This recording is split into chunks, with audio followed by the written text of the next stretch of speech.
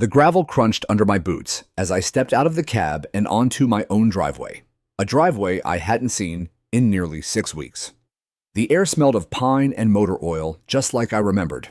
My duffel bag, dusty and worn from decades of service, slid from my shoulder as I took a long breath and stared at the place I once called sanctuary. This was my home, mine. I'd left it in order, clean locked, and properly reported to the HOA, just as required, before heading out to Arizona to care for my older brother during his final round of chemo. He had no one else. The man who once taught me how to throw a football now needed help pouring a glass of water. I didn't think twice. I packed what I could, left a timed light in the kitchen window, and notified the HOA via email and certified letter that I'd be gone, temporarily. But something felt wrong now. From the moment the cab turned into the cul-de-sac, the neighborhood felt colder, quieter, and not just in a literal sense. My house, Unit 28B, sat at the edge of the development, overlooking a sloping hill. A modest 2-story with olive shutters, a front porch swing, and a red brick chimney. But it looked off. The flower pots I'd left were gone, the curtains drawn, and the front door was a different color. It was now gray. I never painted that door gray. My feet moved faster as my instincts kicked in, years of military training sharpening every sense. I scanned the yard lawn, slightly overcut hedges, pruned differently than I would. A foreign lawn service HOA maintenance? That made no sense.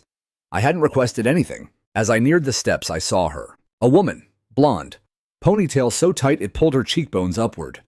Mid-50s, standing in my front yard like a sentry. She was wearing a crisp beige blouse, slacks that looked like they came straight out of a catalog, and a lanyard. Yes, a lanyard around her neck with a plastic ID card that read, Karen Holt, HOA President.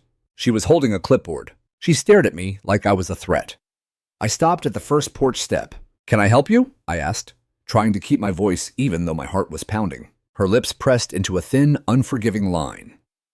"This property is under HOA violation hold. You're not permitted to be here without board clearance."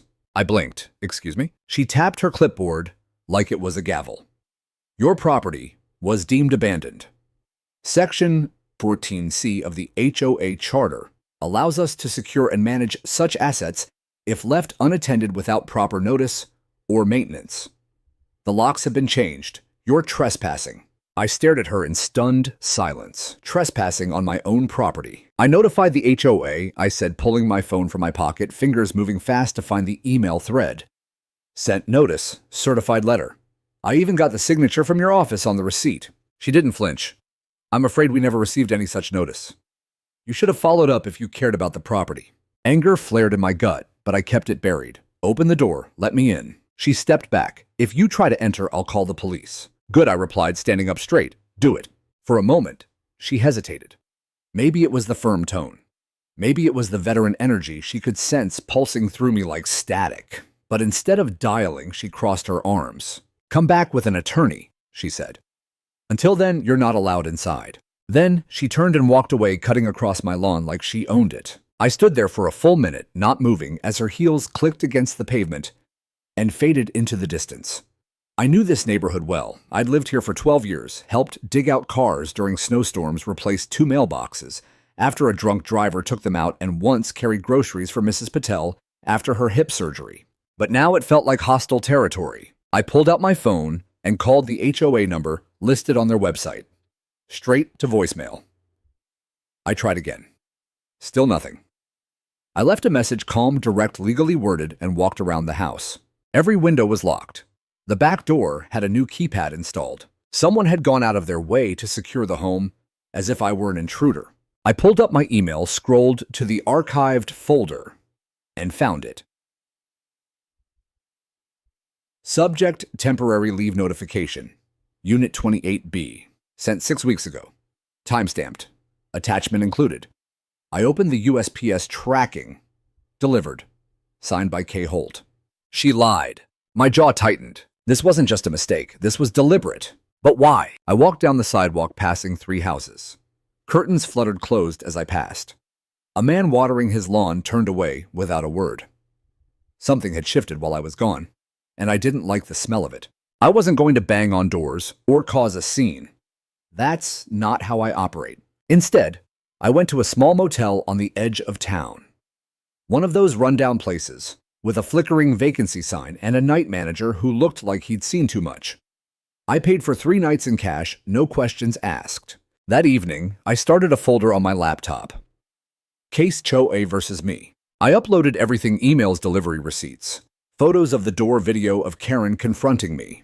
And then I opened another folder, one I hadn't touched in years. Federal contacts. There was a name in there I hadn't spoken aloud in a long time. Marcus Dale, Deputy U.S. Marshal, retired former Special Ops. We'd served together in Fallujah. He owed me a favor. I typed out a message. Marcus, need to talk. Possible civil rights violations involving HOA corruption. You ever dealt with Title 42 violations tied to wrongful seizure of property?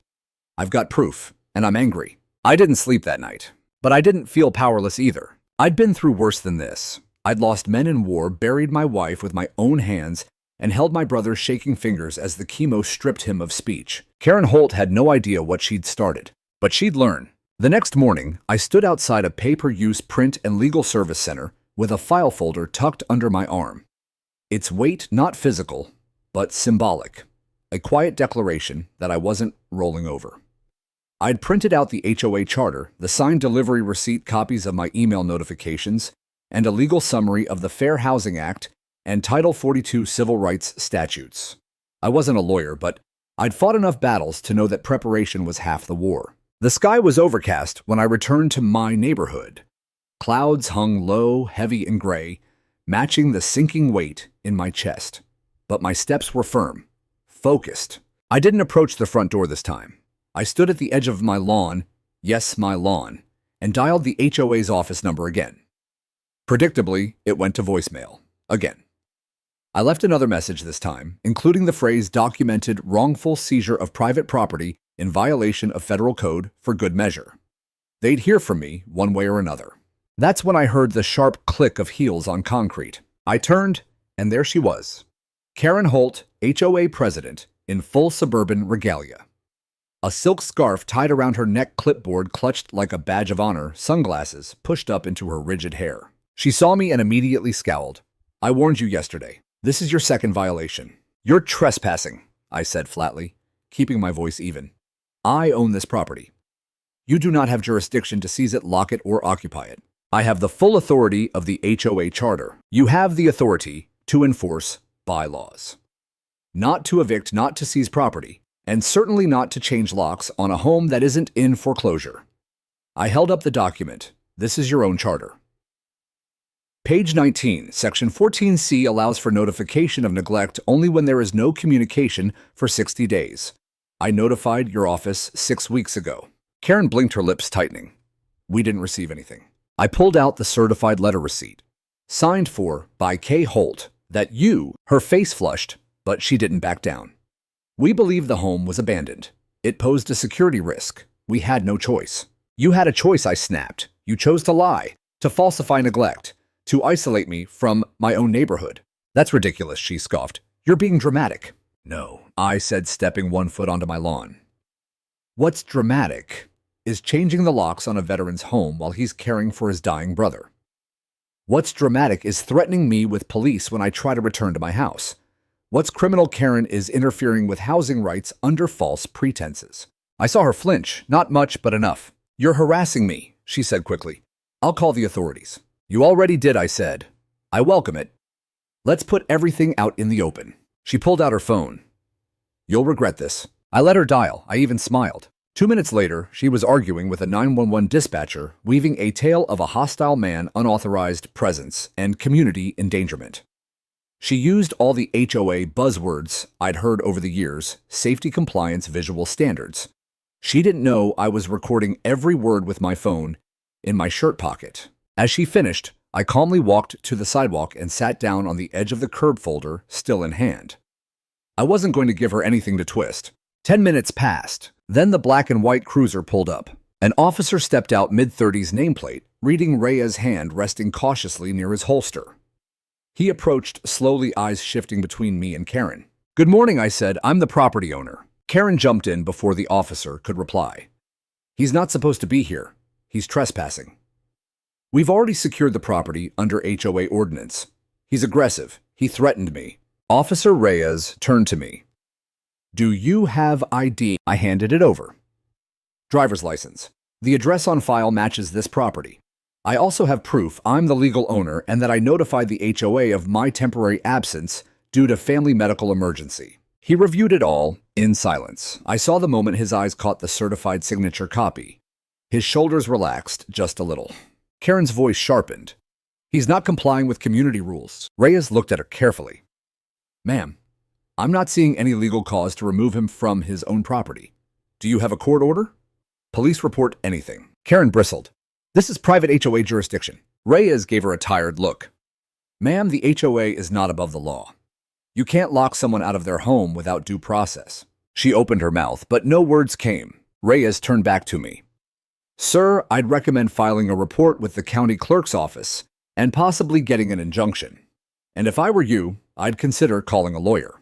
I nodded, already working on it. Karen stood frozen. Her eyes darted between me, the officer, and my house, like something was breaking apart behind her eyes. Something she'd convinced herself was untouchable. You'll regret this, she said again, quieter this time. No, I said, you will. When the officer left, she stood there for a moment longer, then stormed off without another word. I remained on the curb, watching, recording, and waiting. Back at the motel that night, I typed up a sworn statement, uploaded all the footage, began drafting a formal complaint, and then I sent Marcus another message. Oh, things are escalating. HOA president making false police reports, illegal seizure locking me out. Got recordings and documents, ready to move. He responded in less than an hour. I'm calling in a contact. Let's light a fire under them. I read the message 3 times. Then I smiled. Karen had just stepped into the wrong kind of war. 2 days passed, and in that time, the neighborhood I had once called home revealed its new face, a face I didn't recognize. The warm waves from porch rockers, the nods from retired neighbors walking their golden retrievers, the polite chatter at the mailbox, all gone. Replaced by sidelong glances, drawn curtains, and hurried footsteps. My motel room reeked of stale air and old coffee, but it had become my temporary war room. I had documents spread across the table like maps in a battlefield, tent emails, legal references, voice memos, and a running list of all violations committed by the HOA under Karen's rule. Every time I tried to approach my house, I found something new. A fresh sign posted on the front lawn reading "Under Community Protection." Entry prohibited, another security camera installed on the HOA's light pole angled directly at my door, and strangely, someone had begun trimming the hedges in the middle of the night. I knew the signs. This wasn't just HOA protocol, this was psychological warfare, and the neighborhood was going along with it. On a sunny Thursday afternoon, I walked down the sidewalk wearing civilian clothes, jeans boots, a plain tee, to give off no sense of threat. I approached the Carsons, an elderly couple I'd known since moving in. Mr. Carson had been a Korean War vet. We'd once shared beers on the 4th of July and talked about lousy chow and bad commanders. As I neared their porch, Mrs. Carson saw me and quickly tapped her husband's arm. They stood up, collecting their lawn chairs faster than seemed necessary. Good to see you, sir, I called. They didn't answer. Is everything okay? Mr. Carson hesitated, his hand trembling slightly as he adjusted his hearing aid. We've been told not to speak with you. By who, I asked, though I already knew the answer. The HOA, he muttered. Said you're under investigation. Said you made threats. You know how it is. We're old son. We can't get involved in trouble. I stood there stunned. Mrs. Carson turned away. Please don't come by again. They said it violates the proximity restriction. What restriction, I asked. There's no legal order. But they were already stepping inside and closing the door behind them. I walked on my fists, clenched at my sides, not from rage, but from that sinking familiar feeling of being alienated by a system you once trusted. Later that day, I tried talking to 3 other neighbors. One closed their door in my face before I could say hello. Another woman who'd once brought me homemade cookies after my wife died refused to make eye contact and said I have to pick up my son, even though she had no children. The third simply said you should stop causing trouble and walked away. The isolation was complete. The HOA had weaponized the community against me. And then came the final blow. A letter slid under my motel door. To Mr. Jonathan Reed, subject cease and desist, order, community engagement. The letter had the HOA's letterhead signed by Karen herself. It claimed I was harassing members of the community, that I had been spotted engaging in aggressive behavior, and that continued unsolicited contact with HOA residents would result in legal escalation. There was no court seal, no lawyer's signature. It was pure intimidation. I scanned it, logged it into my file, and opened a blank document titled Timeline of Hostile Action. That evening, I called Marcus again. "This thing's rotten, John," he said. "You're not just dealing with a power-tripping HOA president. You're dealing with a structure that's grown bold through years of unchecked behavior." "I know," I said. "They've built an empire of silence." "Well, it's time we broke the silence. I've got a buddy Department of Justice Civil Rights Division. He's going to walk us through filing a Title 42 complaint. But more importantly, we're starting to build a federal interest case. That means you need to keep collecting. Surveillance, patterns, even the social pressure they've crossed into coercion." "I've got hours of footage already," I said. "And now a letter." "Good. Get a second backup. Air-gapped." The next morning, I visited the county recorder's office. I pulled my property records and discovered something chilling. 3 weeks ago, while I was still away, the HOA had filed a temporary management lien against my home citing neglect and hazard mitigation services.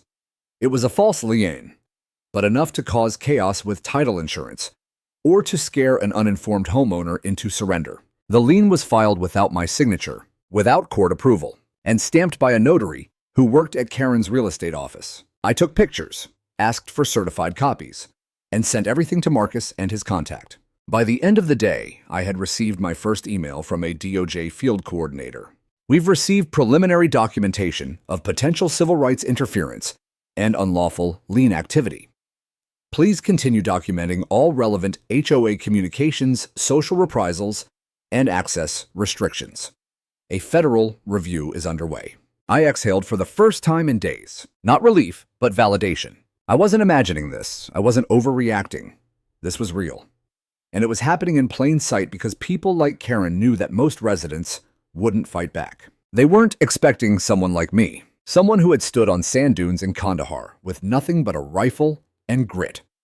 Someone who had watched men lie and break and run and learned to keep walking. They thought I'd fold under pressure. They didn't know I came from fire. That night, I sat in the motel parking lot drinking weak coffee from a styrofoam cup and watched the email from DOJ blink on my screen again. A federal review is underway. A new folder formed in my mind. Phase 2 exposure. The Cold War was over. I was about to bring the heat. I returned to my house at dawn. The cul-de-sac was quiet, bathed in that bluish-gray glow before sunrise, when everything feels still but brimming with tension. I wore a ball cap, low over my brow, and a neutral hoodie civilian uniform camouflage. Not because I feared confrontation, but because I wanted eyes off me while I worked. Karen had ordered the mailbox sealed. There was a red HOA tag wrapped around the handle like police tape with a laminated sign that read, "Temporarily disabled, do not access, HOA compliance zone." Compliance zone, I chuckled under my breath. I'd seen warlords with more subtlety than Karen Holt. I pulled a small tool from my back pocket, a tension wrench I'd used for field repairs years ago. The mailbox wasn't locked with anything sophisticated, just a zip tie under the seal tag. 2 seconds and one quiet pop later it was open. Inside a stack of mail held together with a rubber band. I pulled it out and stepped away from the box, moving to the side of the porch in a crouch, flipping through each envelope. Bills, flyers, HOA notices. Then I found it. A plain white envelope, no return address. Handwritten in blue ink on the front. "John, you need to see this." Inside a folded note on yellow legal paper. "She's lying. The vote to take over your property never happened. She used emergency powers in a closed-door session. Nobody else signed it. She told us you were dangerous, unstable, from the military. I didn't believe it. But I didn't fight it either. I'm sorry, M." I stared at the note. My heart thumped once hard, then settled into the slow cold burn of clarity. M. That could only be Martin Ellis, the HOA treasurer. He lived 2 houses down, had once helped me put up my Christmas lights after my knee surgery. He was also, like me, a veteran. Quiet, private. And now apparently guilty. I folded the note, scanned it with my phone, and tucked it into my folder. The next item in the bundle was even more telling. An HOA newsletter draft, unsigned and marked internal only.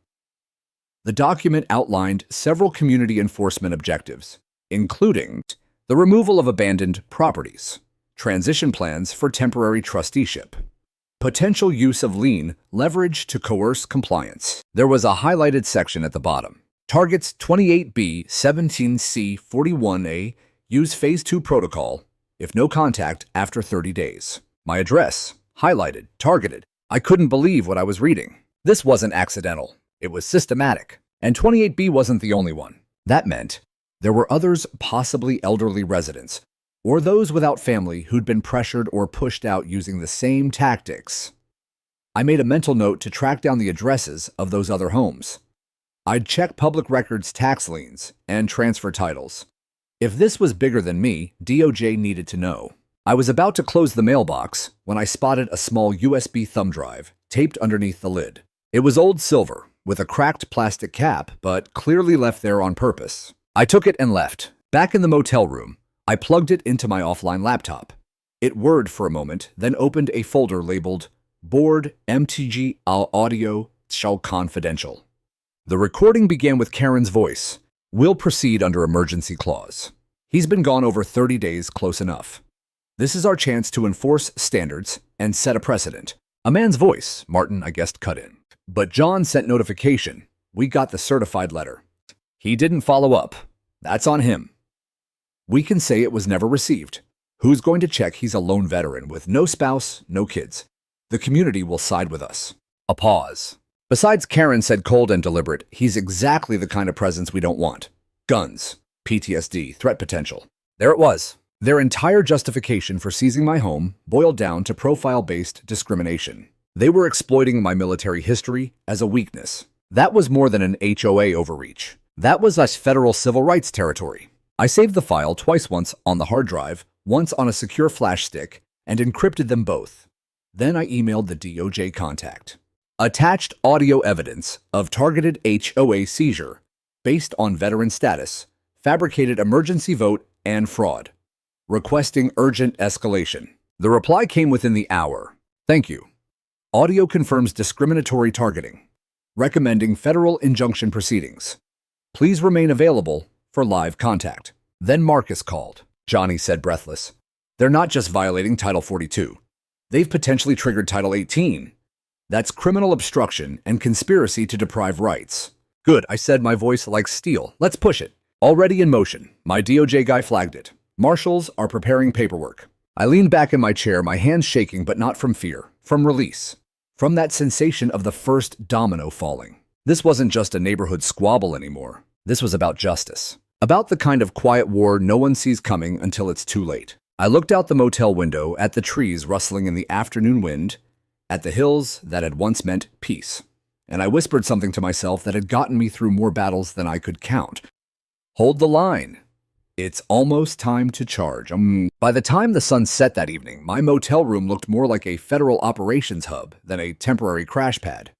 Folders filled with annotated notes were stacked on every surface. Audio files labeled by date and topic played through headphones. 3 screens glowed, one with legal research, one running video surveillance from my property, and one showing an encrypted chat window with Marcus and his DOJ contact. The air smelled like burnt coffee and legal firepower. I stared at the blinking cursor on the screen. It was time. I picked up the phone and dialed the number Marcus had given me for his direct DOJ contact, Field Coordinator Eric Teller, Civil Rights Division. 3 rings, then Teller speaking. This is Jonathan Reed, I said. Marcus Dale gave me your number. Pause. Then a shift in tone. Understood. You're the property case veteran, HOA seizure, right? That's me, I said. And I've got more than just a case. I've got evidence. Recordings, documents, a timeline. I believe my property was illegally seized under false pretenses, and I was profiled because of my military background. He didn't interrupt, just listened. I also believe, I continued, that this isn't an isolated incident. I have internal HOA planning documents naming 3 properties, including mine, under Phase 2 protocol. There's proof of backdoor meetings, falsified liens, and discriminatory language targeting me as a security risk. Still silence. Then, do you have the audio file from that meeting? I sent it to the encrypted address Marcus gave me. Subject line: Board MT Audio Confidential. Teller exhaled. I've heard it. I've also reviewed your paper trail, including the certified delivery receipt and the letter from a board member. You did everything right. A pause. Then he added, they didn't just violate civil statutes, Mr. Reed. They may have violated criminal ones. Those words hit different.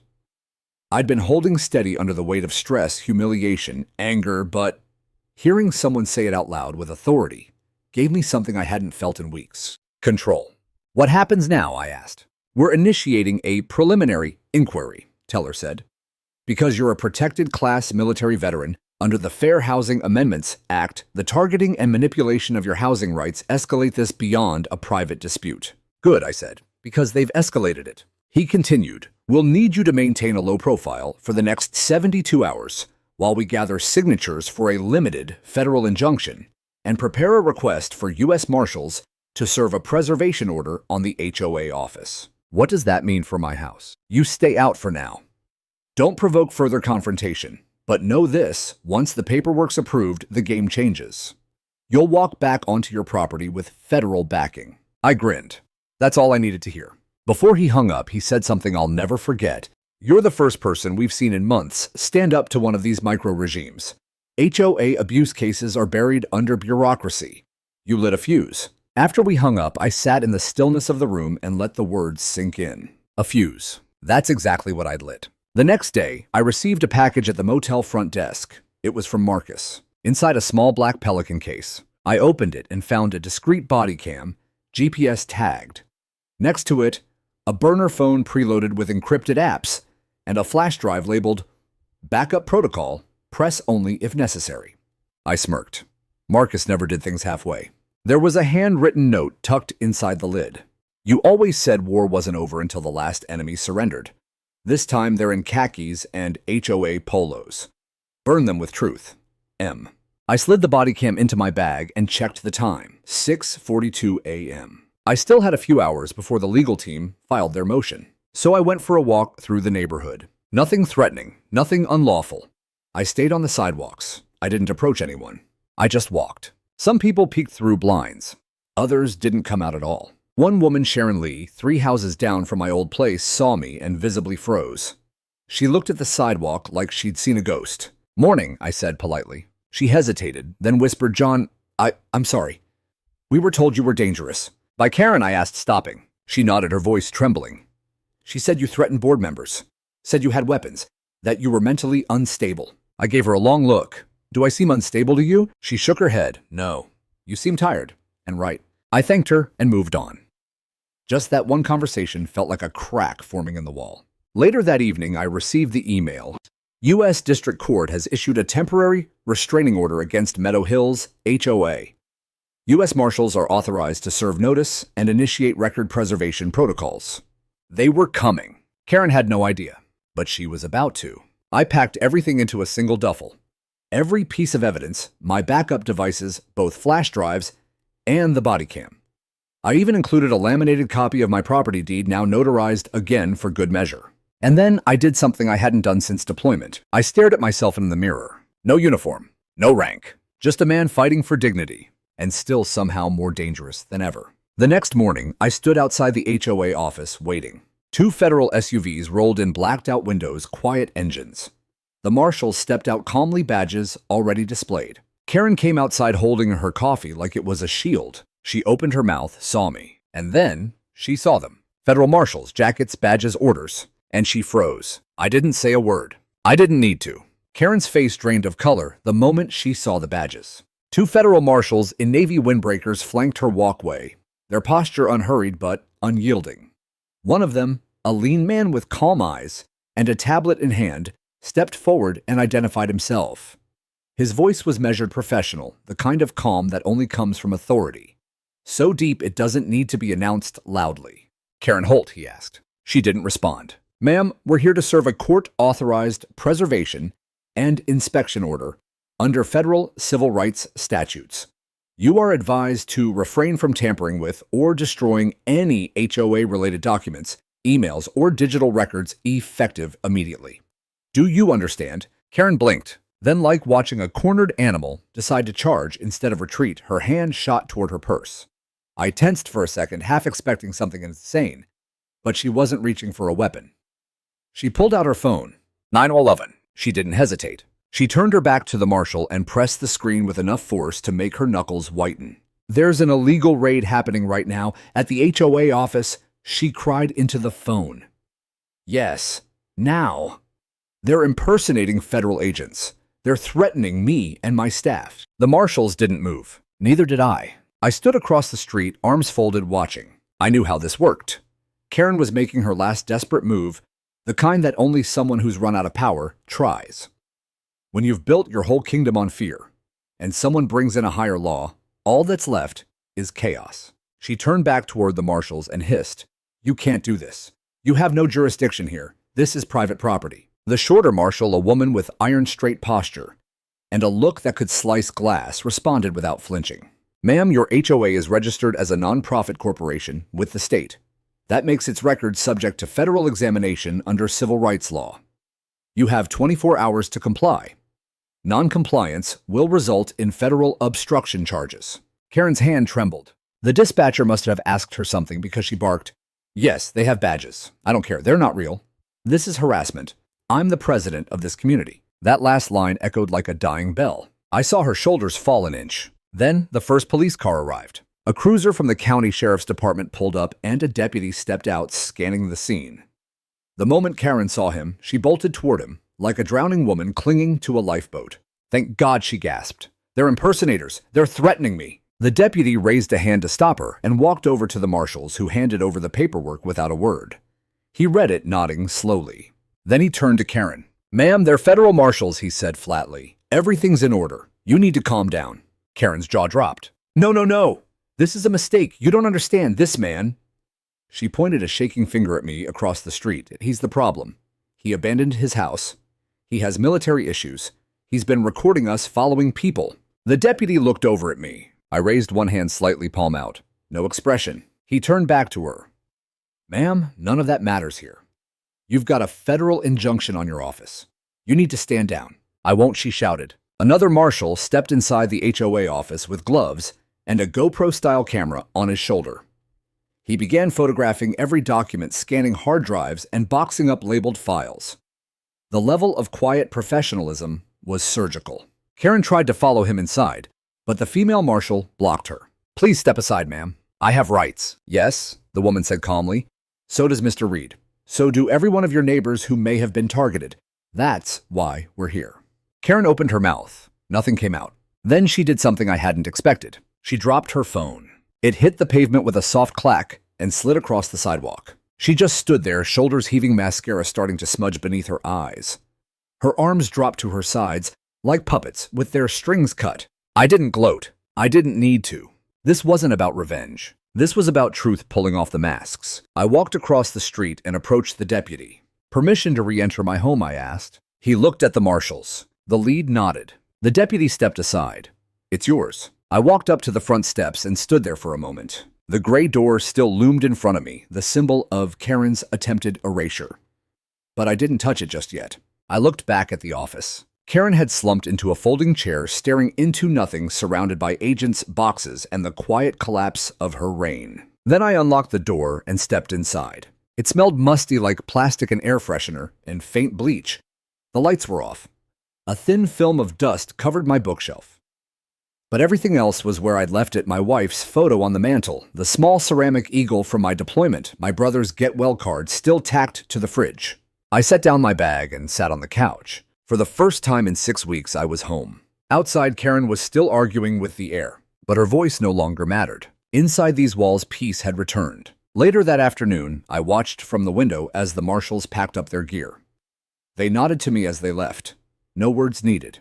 Justice didn't have to be loud. Sometimes it just had to show up wearing a badge. By the time the sun dipped below the tree line, casting long orange shadows over the cul-de-sac, the last of the federal SUVs had rolled away. The HOA office now sat shuttered, a thick red sticker on the door. Federal Records Preservation Order, do not enter. It glowed ominously under the porch light, a brand of shame in fluorescent ink. The silence afterward was deafening, not just quiet, but an absence of Karen's presence. Her constant voice, her surveillance, her clipboard, diplomacy gone. And the neighborhood noticed. By morning, word had spread like wildfire. I stepped onto my porch just after 6, coffee in hand. No uniform, no armor, just me, back where I belonged. A man jogged by mid-30s earbuds in someone I'd seen dozens of times, but never spoken to. He gave a short nod. "Hey," he said, breathless.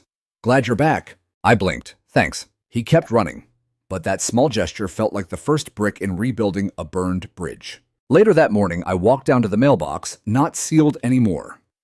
As I opened it, I noticed a slip of paper tucked in beside the usual junk mail. "She told us lies. I'm sorry I stayed quiet. If you ever need help fixing anything, I owe you. D." I didn't need a signature. I recognized the handwriting David Pierce, the guy who ran the neighborhood carpentry co-op. He'd once helped me sand my back porch, then vanished when Karen turned the screws. Now the tide was shifting. At noon, a black town car pulled up outside my home. 2 men stepped out. One was Marshall Teller, the other a DOJ civil litigator named Elias Mendez, who introduced himself with a firm grip and calm demeanor. His eyes were sharp and watchful, the kind that missed nothing. "We're pursuing a full Title 42 enforcement action," he told me. "Your case has now opened the door for a broader review. HOA records show a pattern of intimidation and unlawful action targeting residents who didn't comply with Karen's inner circle." "Pattern?" I asked. Elias nodded. "She targeted an elderly woman in 17C, filed 3 false complaints, and moved to lean her house after she refused to join a landscaping initiative. Another man, in 41A, was told he'd be fined weekly unless he painted his home neutral beige. He refused. The next day, a violation sticker was on his windshield, and a notice of intent to enter was mailed. I remembered both of them. Mrs. Langford from 17C had stopped gardening last year after that whole incident. I thought it was just her health. And Alex from 41A, he moved out suddenly, house sold, below market value. Now I understood why. "She was operating a personal kingdom," I muttered. Elias nodded.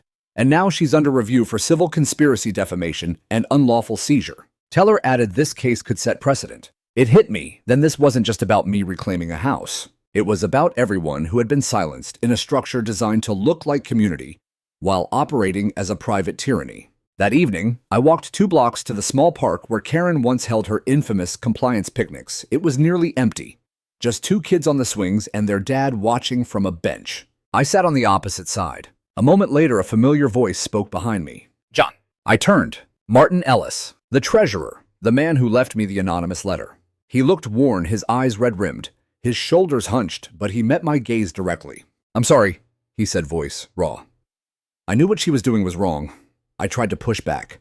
She overrode me every time, said I'd be removed from the board, that I'd be sued personally if I leaked anything. "You still left me the note," I replied. "That took guts." He nodded slowly. "She bullied me too, not like you, but in her way. Whisper campaigns, public shaming. I caved. "You're speaking now," I said. "That matters." Martin looked around as if checking for lingering eyes, then lowered his voice. "There's something else you need to know. Karen was planning to use the HOA funds to buy the foreclosed property on 33B. She was going to flip it under her niece's name. I have the email chain. It's shady as hell." I exhaled. "Send it to the DOJ. It helps more than just me." He nodded again. "I will." Then he added, "You scared the hell out of her, you know.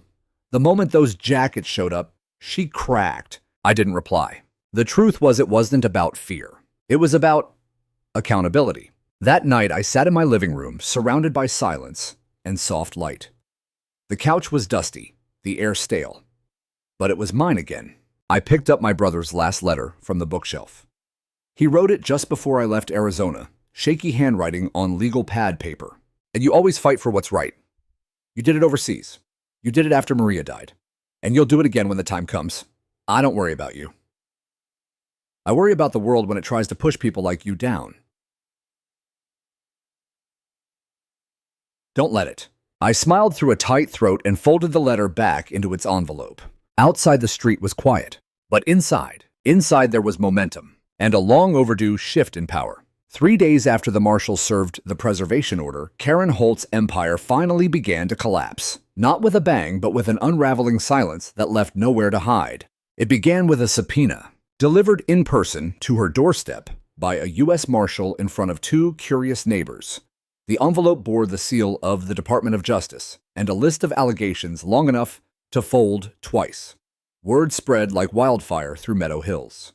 By sundown, whispers became conversations, and conversations became something we hadn't seen in this neighborhood in years. What truth, eh? The next morning, I stood in front of my house, watching two HOA board members, Gary Vance and Ellen Park, quietly haul bankers' boxes out of the HOA office under the guidance of federal officials. Their faces were pale, their movements mechanical. I almost felt sorry for them. Almost. Gary, once Karen's loudest supporter, wouldn't meet my eye. Ellen looked like she hadn't slept. A week ago, they were the enforcers of community standards.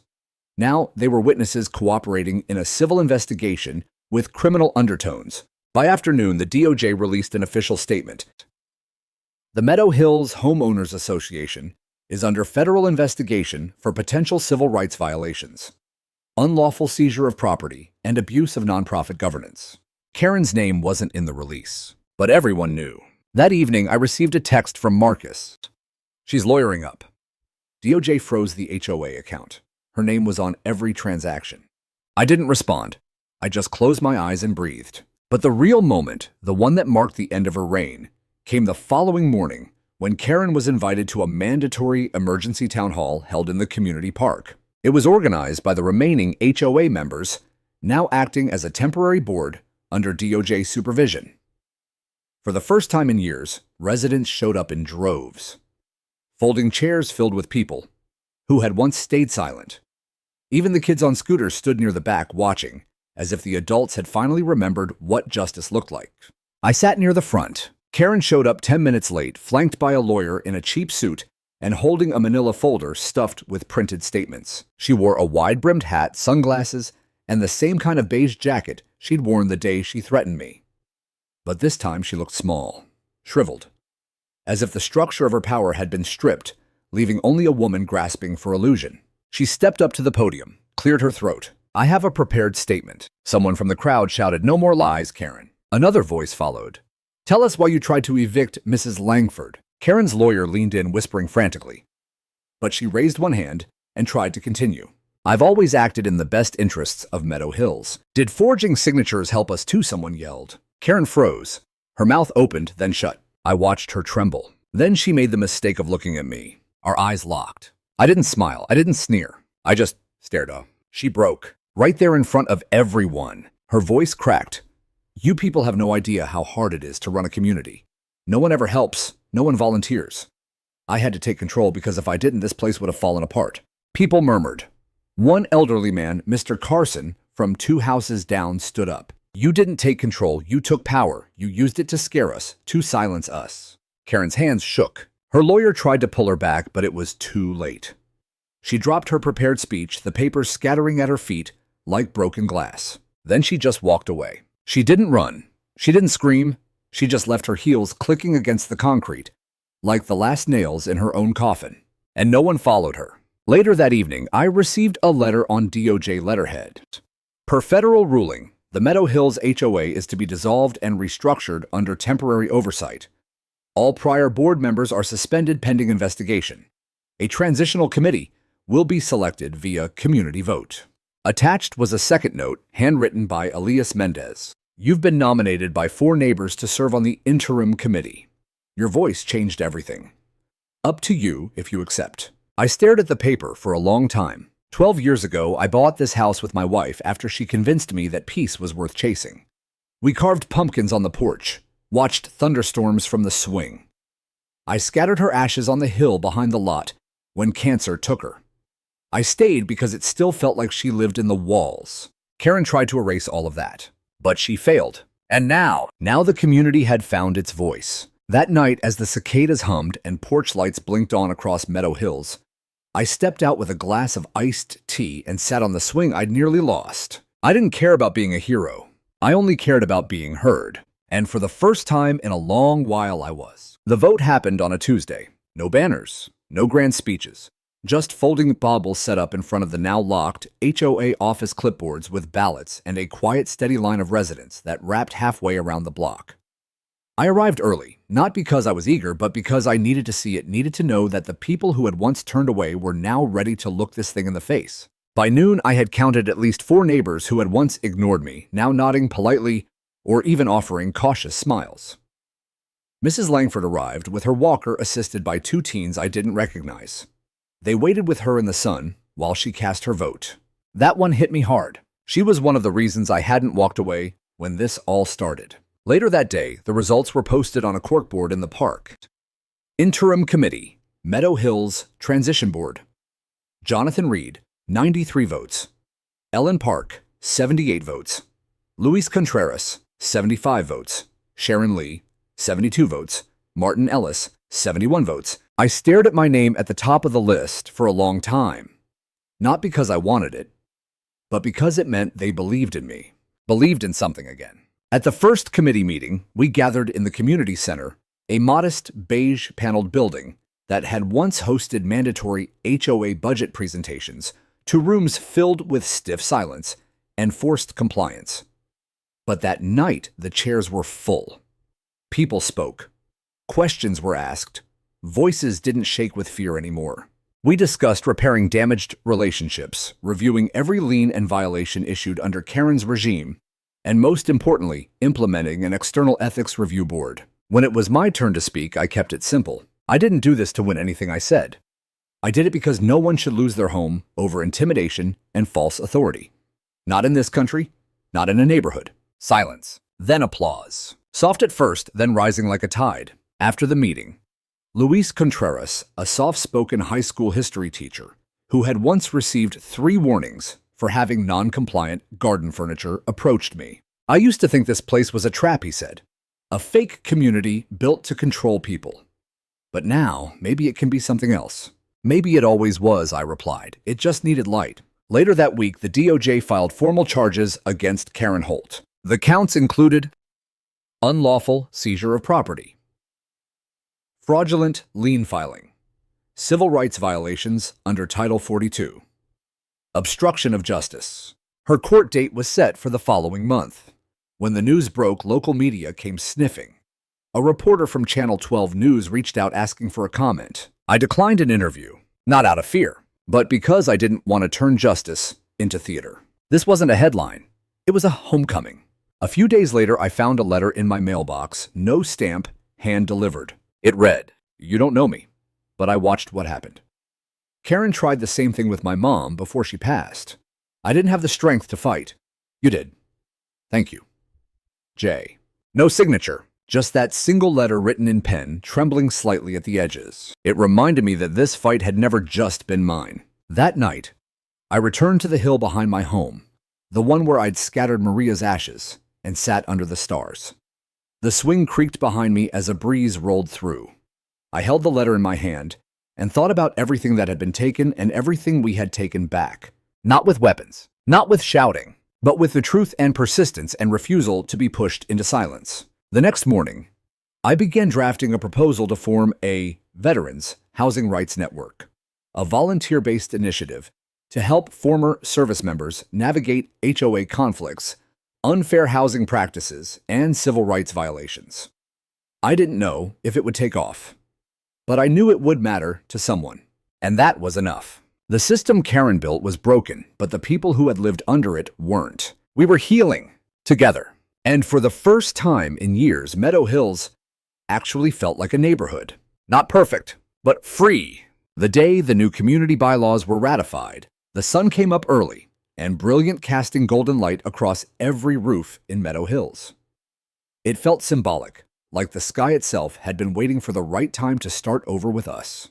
The community gathered one final time on the hilltop behind my house, where the HOA once held its annual compliance celebration, an ironic name, now that we knew what compliance had truly cost us. But this time there were no clipboards, no measuring sticks, and no passive-aggressive comments about lawn height. Instead, there were picnic tables, homemade food dogs on leashes, and real conversations. Someone brought a speaker and played soft jazz. Kids chalked smiley faces on the sidewalk.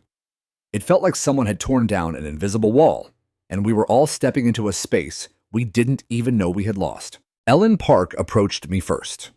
She wore jeans and a t-shirt, a far cry from the stiff blouse and heels she used to sport during HOA inspections. She extended a hand, then hesitated. "I wasn't brave," she said quietly. "You are now," I replied. She nodded, her eyes misting, and for a moment, we simply stood in silence, two people who had both lived under a regime and somehow outlasted it. Then came Mr. Carson. He shuffled toward me slowly, his cane tapping rhythmically against the concrete. His wife trailed behind him with a tray of lemonade. "We owe you an apology," he said, eyes steady. "We forgot who you were, what you stood for. Hell, what we all should have stood for." "You don't owe me anything," I said. "You stayed. You're here now." He smiled. "Feels like the Meadow Hills I moved into 30 years ago. Feels like one we're building new," I replied. Later that afternoon, a young couple I'd never seen before approached me at the edge of the park. "You're the guy who stood up to the HOA, right?" the woman asked. Her eyes were kind, searching. "We just moved in. We were worried after hearing stories, but everyone keeps saying the community's changed." I nodded. "We had to go through a storm, but yeah, it's different now." Her husband added, "We're expecting our first. Just wanted to say, thanks for making this place safe again." I didn't have words for that. I just offered a quiet welcome home. When the sun dipped low and people began packing up, Martin Ellis stood up to say a few words. He kept it short. "We made mistakes," he said, "but we also made history. Let this be the last time fear leads our decisions, and the first time we really know our neighbors." All applause followed, not thunderous, but honest. Back at my house, I opened every window. Let in the wind, the voices, the smells of charcoal grills and citronella candles. The sounds of life returning to a place where once only silence and surveillance reigned. I sat on the porch swing, the one I'd rebuilt with my own hands after Karen's contractor cracked it during one of their unauthorized compliance cleanings. It creaked under my weight, but it held. Like me. Like all of us. And as I watched kids play catch in the street, a street once patrolled by HOA-issued golf carts, like we lived in some gated bureaucracy, I thought of Maria. Of how much she would have loved seeing this. How proud she would have been to see Meadow Hills become a home again. Not just for me, but for everyone. I reached into my pocket and pulled out the small folded letter my brother wrote me months ago. I carried it everywhere now. Not as a talisman, but as a reminder. Don't let them erase you. Not in the field, not in the home. You've earned your peace, so take it. M. I smiled and whispered aloud to no one and to everyone. "I'm home." And this time, there was no one left to challenge it. No clipboards, no violations, no gatekeepers at the edge of my lawn. Only light and quiet and the sound of laughter echoing through the trees.